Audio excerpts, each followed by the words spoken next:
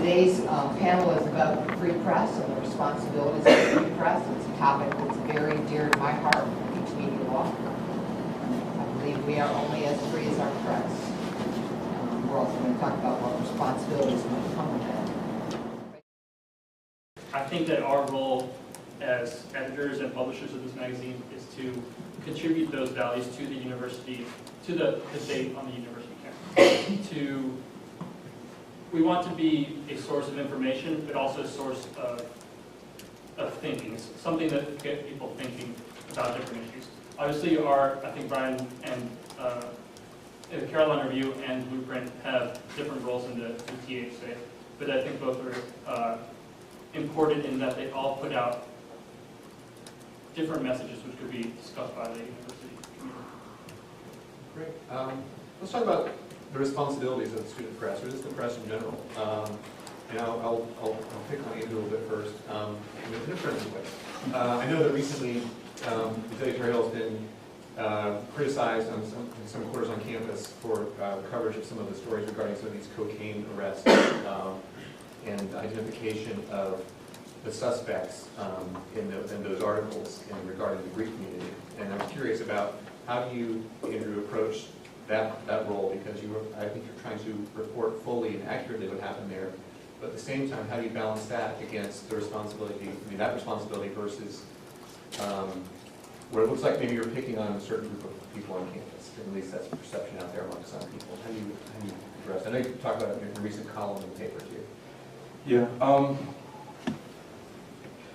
Well, it's definitely something we thought about. I mean, as long as I've been here, and I know for decades before I got here, the Daily Tar Heel and the Greek community hasn't always had the most friendly relationship.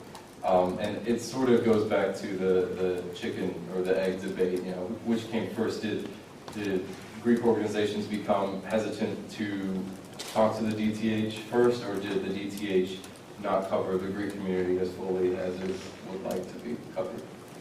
So I don't know what the answer to that is. I don't know if anybody on campus today knows the answer to that.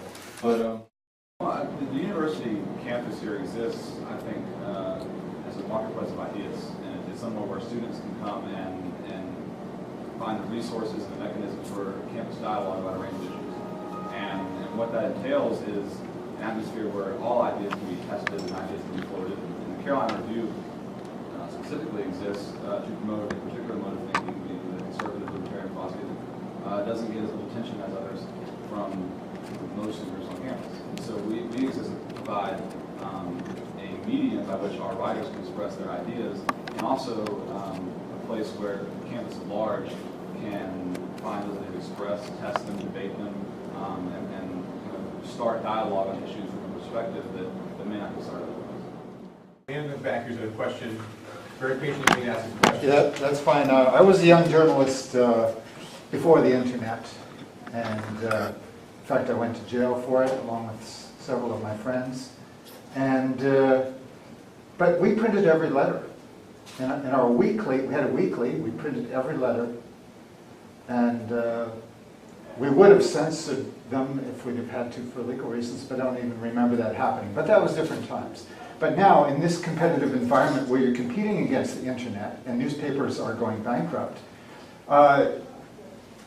it seems to me this question about the Western Civilization Group could be more covered in your paper. I've read some stuff in there, but I don't know. Is there more of the story that you're holding back? It sounds from your challenge that you are. Yes, but on paper. So should we just give up on paper, is my question, and just go to the website? Or are you on paper going to give us something to keep us on paper? Okay. Interesting question about the future of the media. It's certainly a big conversation topic for newspapers and print magazines as well. Andrew, you want to take it first? I'll make sure we get all the panelists involved. Sure. I'm asked a lot about the future of journalism because I'm editor of the Daily Tar Heel. And because I'm young, I must. I grew up with the internet, I must have all the answers. Here is my answer. I'm not saying it's the correct one. Every news organization is going to have to figure out for itself what it needs to do. You know, for some publications, it is going to be going online only. For some publications, it's going to be cutting back to a weekly paper and publishing more online. At the Daily Tar Heel, a vast majority of our revenue is still coming from print, and so it's still making sense to publish daily print edition. That's a little bit different from other publications. Other college papers have cut their Friday editions because that's almost unilaterally always the least picked up day for student newspapers, because you know, people know what Friday class is, or they skip Friday classes and don't pick up the paper. Sorry, that was another tangent. I'm really good at that. But we're going to stay with print as long as it's economically viable. It's not going to be this year that we go online only, so it's not going to be me who's making that decision. But we also treat ourselves as a teaching paper. So, I mean, technically, we would still be fine if we didn't have a website, you know, if we were going to stick to a profits and loss standpoint.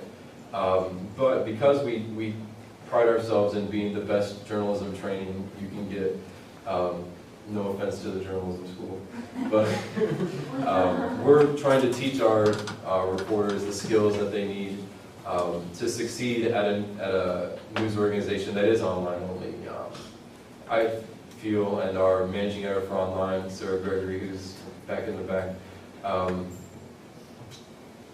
we feel like it's important for journalists these days to not be tied to a particular platform, that they be able to report the news in whatever medium, whether it's TV, radio, newspaper, magazine, what have you.